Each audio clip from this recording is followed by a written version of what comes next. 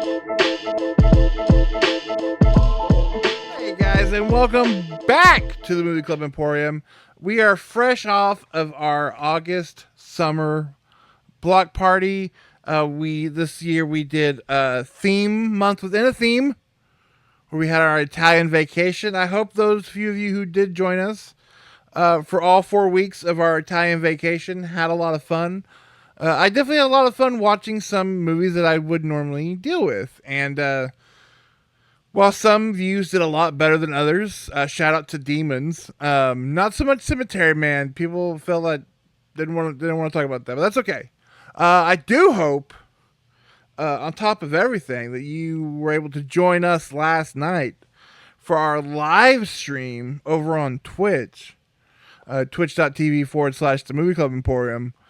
Nick and I broke down 6 wild and fun back to school movies to celebrate back to school.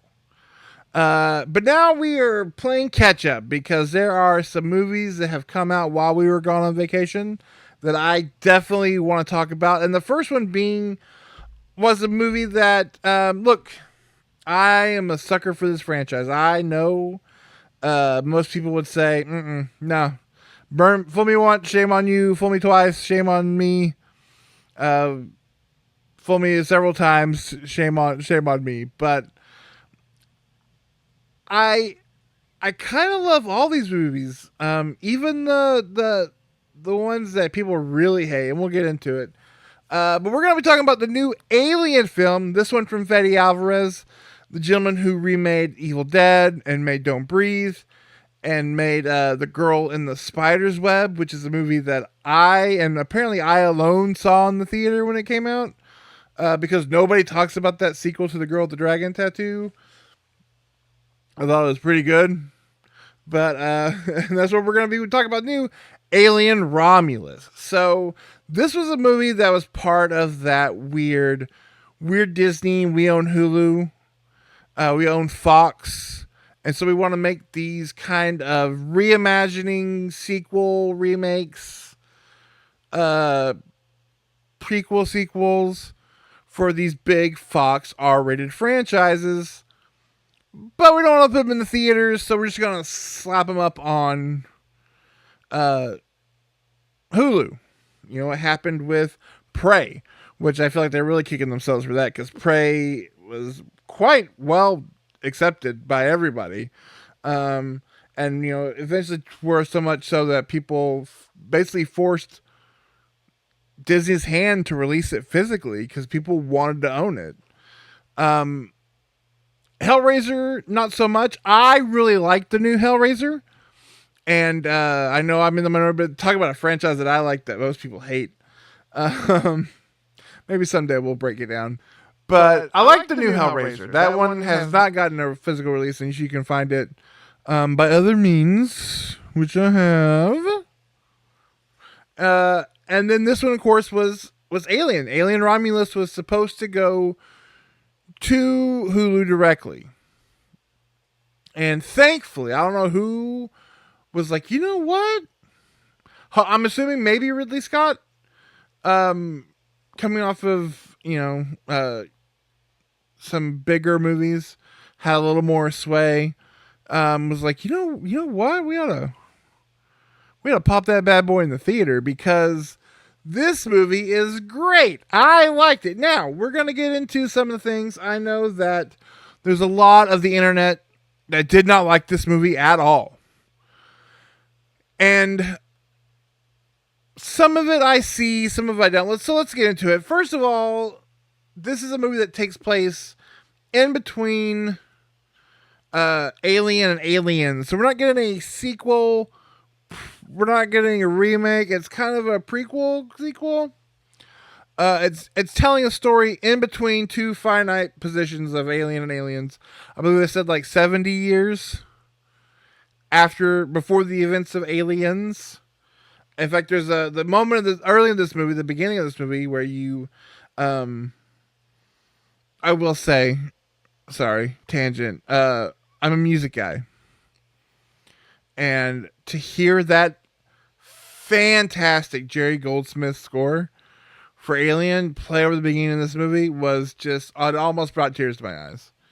Um, but you actually can see uh, what looks like, of course, some fans have said, what looks like the escape pod leaving. So, because Ellen Ripley is in cryosleep for 70 years. But we have Wayland going to the explosion site of the Nostromo and finding the alien, the xenomorph body, which people are like, well, blow it out the airlock. And they did. It kind of cocooned itself, which is kind of interesting. It's a new feature for the alien. And I'll get into people being upset with new alien features. All to get that precious, we gotta make that bad boy. We gotta make that. We want that alien. What this movie really does well is it really puts you back into that world of the 1970s. Whether it's all the 70s future tech, all the computer screens, you hear those classic noises. You see those like lights and keyboards and screens. It just screams this is the future from 1970, and it's great to see that stuff. You know, a lot of problems I had with Prometheus was, which we'll get into it.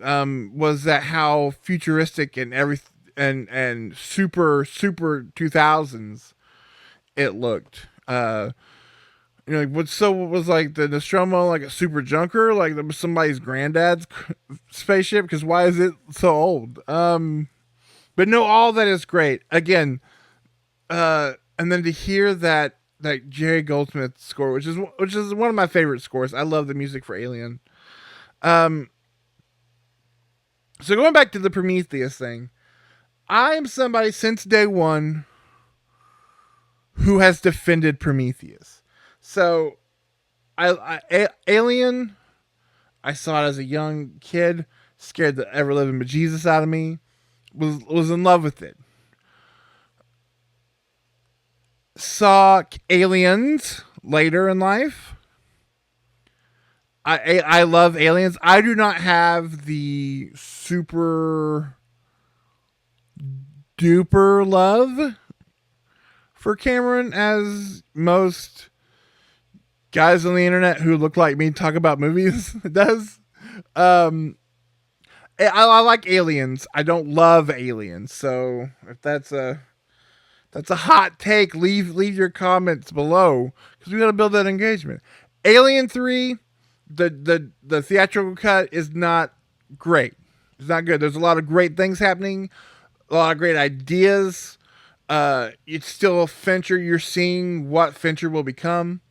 The assembly cut, again, much like the for later, the Michael Myers Halloween 6 producer's cut really kind of shows you what they were trying to do. The CG in that movie doesn't hold up. It is weird that they're all bald, but I like that movie. And Aliens 4, Alien Resurrection, I grew up with that movie not knowing that people hated that movie. I think it's a fun, you know, kind of pirates in space alien movie. I mean, it does suffer from being like super horny, but I do like a lot of stuff in that movie. I even don't mind the big weird like yellow alien at the end. And again, we're gonna get to my thoughts on new alien species later. This is a spoiler review, by the way. I guess I should say this movie's been out for a few weeks, so we're gonna get into some spoilers. I love Prometheus. I really wanted to see where Prometheus went. I think even outside of the Alien franchise, I think Prometheus is a fantastic sci-fi film. It's essentially, I mean, I am upset with it because they took so much out of Lovecraft's At the Mountains of Madness that it essentially killed Del Toro's adaptation of that, which enough time has passed. Look, Guillermo, can I call you Guillermo? GDT. The time has come. Let's get that In the Mountains of Madness. You got The Stroke with Pinocchio. You got like that Frankenstein coming to Netflix. If you're making that Netflix money, say, hey, Mr. Netflix, in the Mountains of Madness, let's make this happen. At the Mountains of Madness, I know. But you say you want to think of in the Mountains of Madness. At the Mountains of Madness, let's make it happen. So I love Prometheus. I remember going to see Alien Covenant and liking it, but feeling shortchanged that much like from Last Jedi to Rise of Skywalker, we let the internet dictate the story, and it felt like a lot of Alien Covenant was being like, no, no, guys, look here, look, we got it. Don't be mad anymore. And so, what this, and all that to say, what this movie, Alien Romulus, see, I've been gone. I've been off exploring Italy. It's all, I'm a little, it's going to be bad. What this movie I think does so well is bridge all these franchises. We finally get that direct bridge from the core Alien movies, to Prometheus. This movie does it because you not only get all the stuff you love from Alien, the face huggers, the chest bursters, the xenomorph warriors, all that stuff, but it actually does a great job of exploring the black goo, what it does. That's what they've been after all along, is they want to extract the black goo. They're not really there for the xenomorph itself. They want how the xenomorph is made, and that's what we get into with this movie. And I think that's great. This movie also gives you, I think, as much as I don't like most of the supporting characters in the movie because they're kind of one note people. The character of Rain and Andy are fantastic, with Andy being an absolute standout. The young woman who plays Rain, she's great in this. She's fantastic in Civil War. But the actor who plays Andy, his range of what he has to go through for this movie is utterly fantastic. He does a phenomenal job. I One of my big takeaways from one of my big what are we doing? Was the inclusion of Tarkin, Ian Holm. It looks really good when it's on a screen talking to you, somebody with that 70s VHS layer over it. I know they got the family's permission, and that's fine. I mean, good on them. I hope they made some money off of it for their estate. This didn't need to happen. You're 70 years. This didn't need to be Ian Holm. This didn't need to be Ash. Honestly, if you really want to tie a little more into Aliens, Lance Hendrickson is still kicking around. You give him some Irishman de-aging, and you make this the young prototype of Bishop. Do something like that, because it is weird seeing him, and again, it looks better sometimes than others, and so, and just knowing that Ian Holmes has passed away, rest in peace. It's just, it is a little pulling of you out of the movie.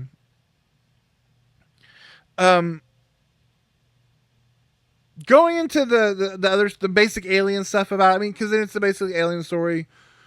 Again, the robots, the synthetics, are trying to get this creature back to Weyland-Yutani, despite whatever human gets in the way. The scenes with the face huggers, I think, are fantastic. They make the face huggers so much scarier than they usually are, because it's usually just, what's that? Oh, and this one definitely makes them creatures. Takes that scene from Aliens and really expands upon it.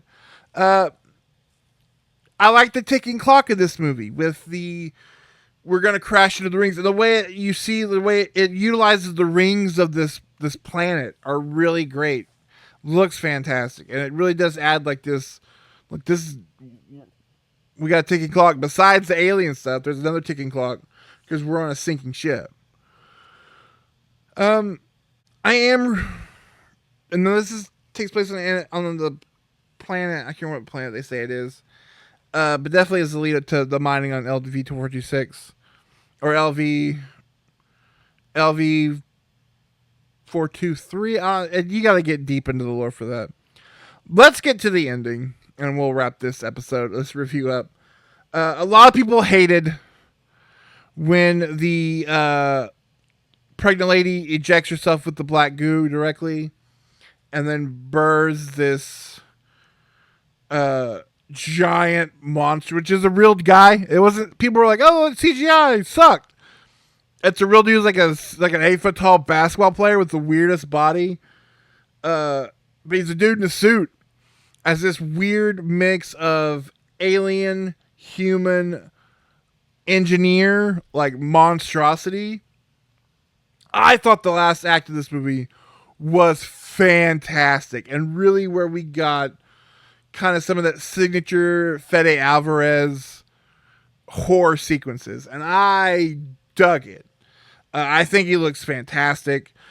And again, so many people hated that, and going back to the stuff with Resurrection and people hating the yellow baby alien, which is weird to me because if you're, maybe it's an age thing. I don't know. I'm in my late 30s. People seem to be so upset whenever a new creature, a new riff on that alien, the xenomorph, is introduced in this franchise.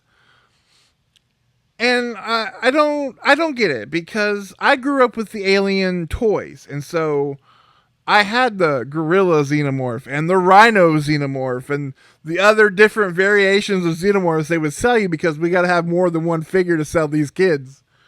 They don't all want just action figures at Hicks. You know, we got to give them different versions of aliens.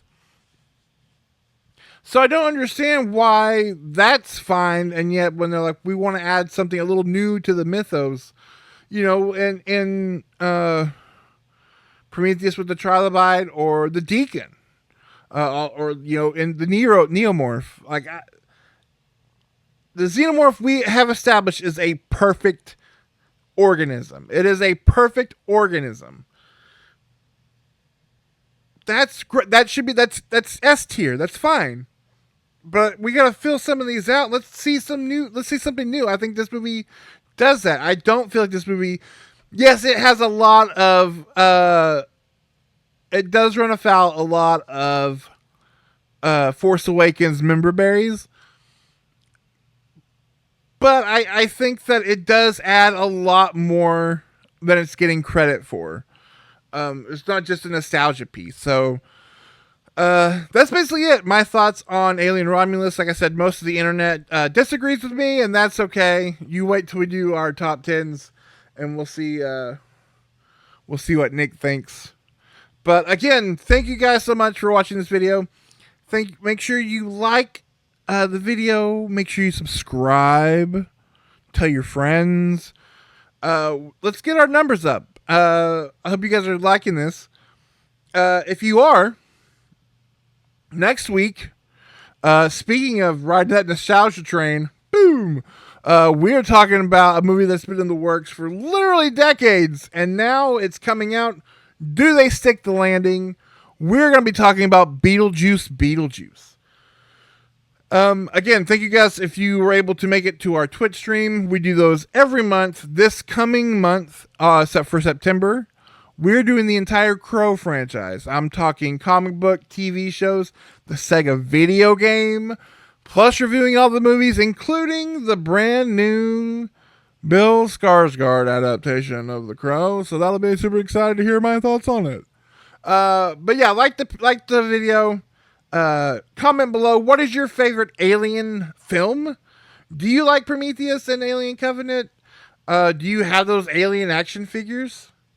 Why is Alien Resurrection so horny? I don't know. We'll try to figure that out down in the comments. I'll see you guys next time. Bye.